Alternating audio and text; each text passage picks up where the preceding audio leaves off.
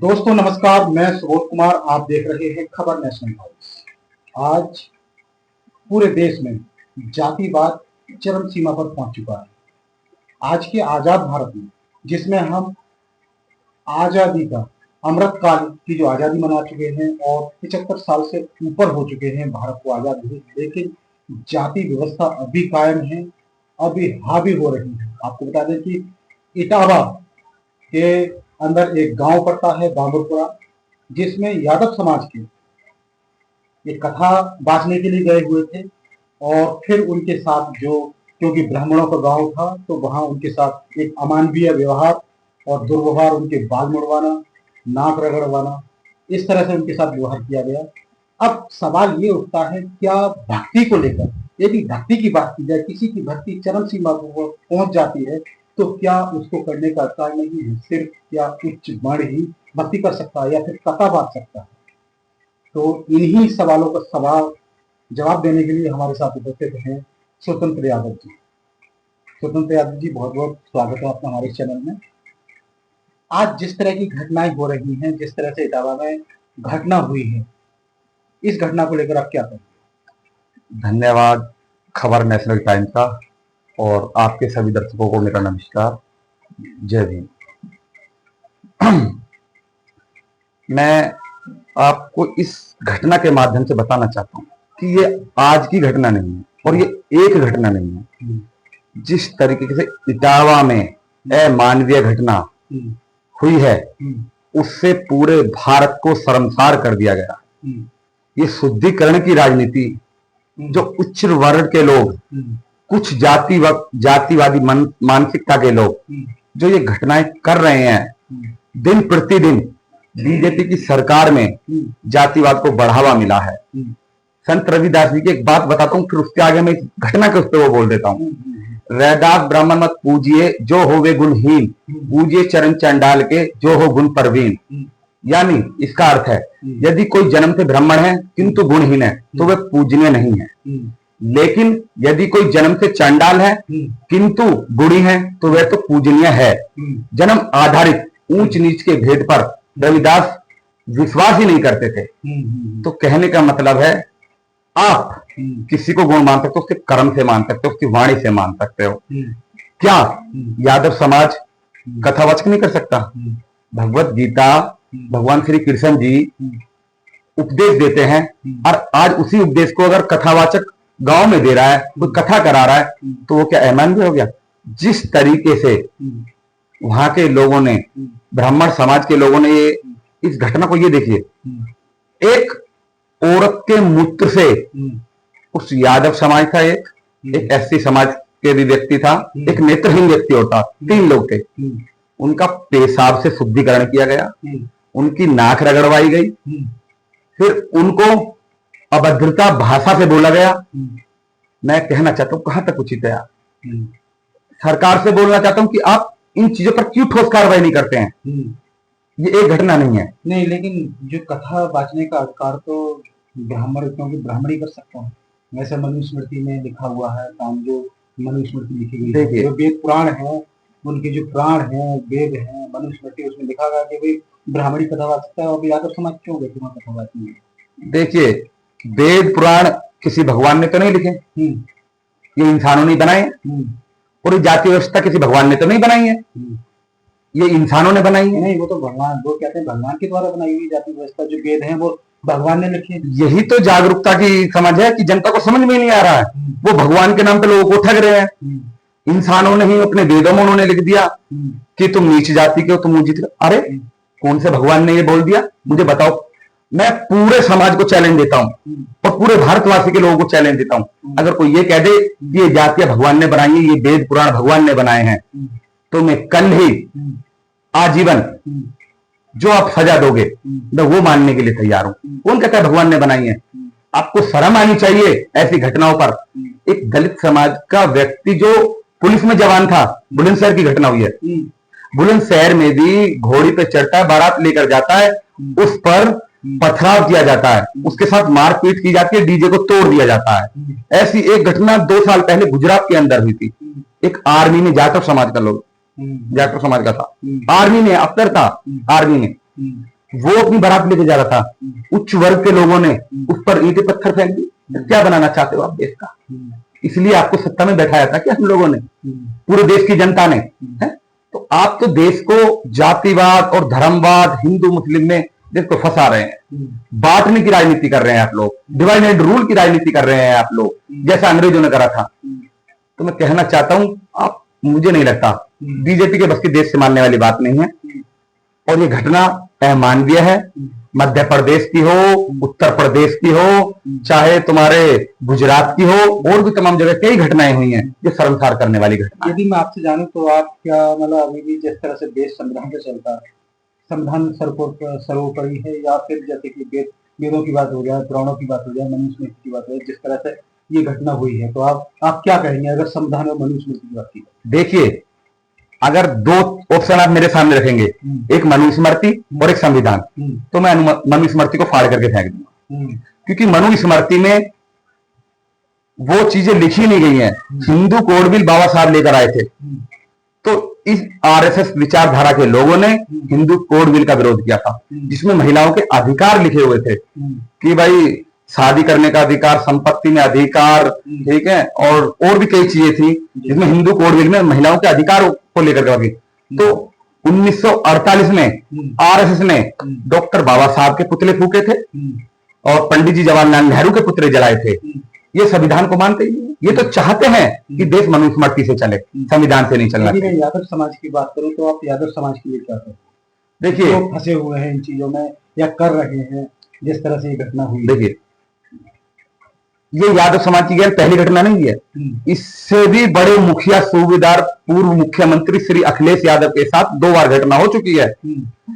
जब एक बार सत्ता बदली थी 2017 में, जब अखिलेश यादव जी का बंगला चेंज हुआ था, जब माननीय योगी के पास आया था, तो अखिलेश यादव जी के बंगले का शुद्धिकरण माननीय योगी आदित्यनाथ ने करवाया था। दूसरी घटना लोकसभा 2024 के लोकसभा के चुनाव के दौरान, जब मंदिर, कन्नौज में मंदिर में जाते हैं डिम्पल यादव जी और अखिलेश यादव जी, वहां पर पूजा अर्चना करते हैं, आशीर्वाद लेते हैं भगवान का। जब वो बाहर निकलते हैं, उसके बाहर निकलते ही कुछ जातिवादी मानसिकता के लोग, उच्च वर्ण के लोग उस मंदिर का भी शुद्धिकरण करवाते हैं, गंगाजल और दूध से उस मंदिर को धोते हैं। कहां तक सही है जी? कहां तक सही है? तो ये देश तो संविधान पे ही चलेगा। मैं फिर बताना चाहता हूं, शुक्र करिए 400 पार नहीं हो पाई। अगर 400 पार हो जाती, आज तो इतनी घटना हो रही है, न जाने कितनी बड़ी बड़ी घटनाएं, कितनी बड़ी बड़ी घटनाएं होती। क्या मुख्यमंत्री योगी आदित्यनाथ ने इस घटना पर बयान दिया है? कोई बजरंग दल का कार्यकर्ता, हिंदू रक्षा दल का कार्यकर्ता, एचआरडी का कार्यकर्ता, जो भी जितनी भी वाहिनी बनी हुई है, भाई क्यों विरोध नहीं करते हैं आप? ये तो हिंदू ही हिंदू का विरोध कर रहा है, हिंदू ही हिंदू को नीचे दिखा रहा है। एक स्त्री के मूत्र से यादव समाज का शुद्धिकरण करा है। डूब के मर जाना चाहिए, शर्म से मर जाना चाहिए, आपको सत्ता से उतर जाना चाहिए।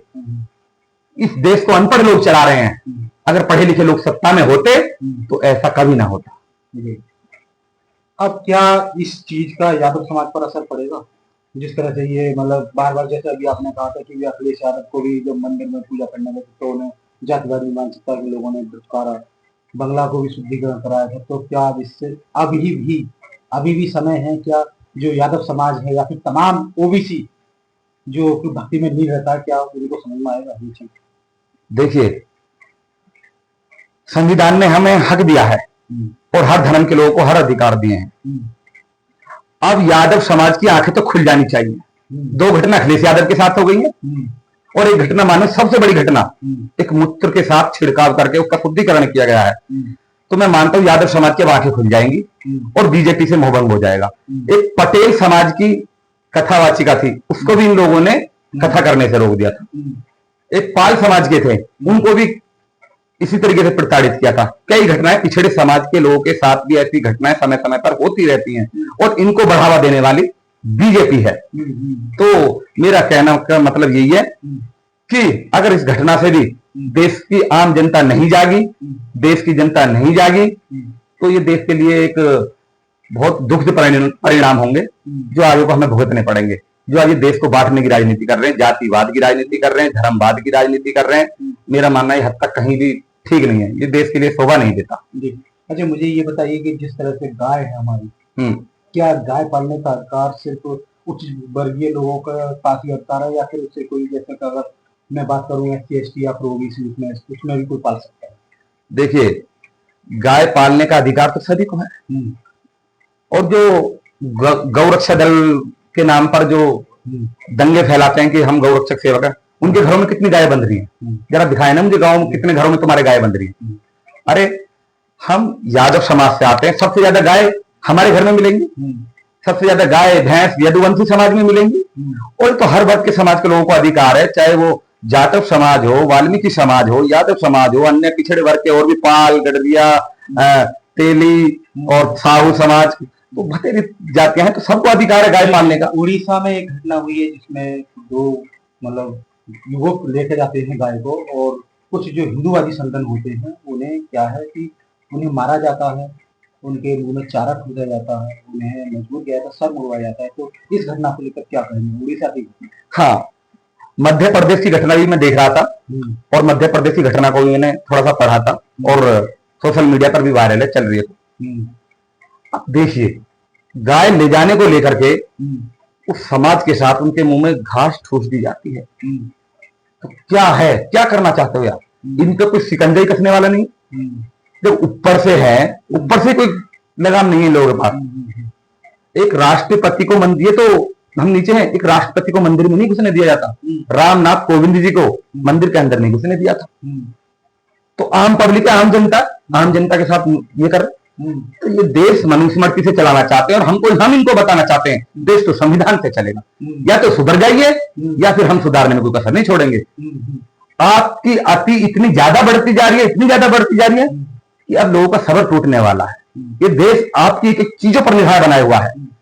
आप शिक्षा पर तो ध्यान देते नहीं है, आप रोजगार पर तो ध्यान देते नहीं है, आप देश की GDP पर तो ध्यान देते नहीं है, आप देश पे इतना कर्ज बढ़ गया है, देश की अर्थव्यवस्था चौपट है, आप उस पर तो ध्यान देते नहीं। आप मस्जिदों के नीचे शिवलिंग ढूंढ रहे। अरे यार, हद हो गई, हद हो गई। क्या बनाना चाहते हो तुम लोग देश का? सिर्फ मुद्दों को भटका रहे हो आप लोग, भटकर, पर तुम्हें सही मुद्दों पर खींच के लाना हमारा काम है। हम खींच कर लाएंगे आप लोगों को, तुम भटकाओगे, हम आपको सही मुद्दे दिखाएंगे।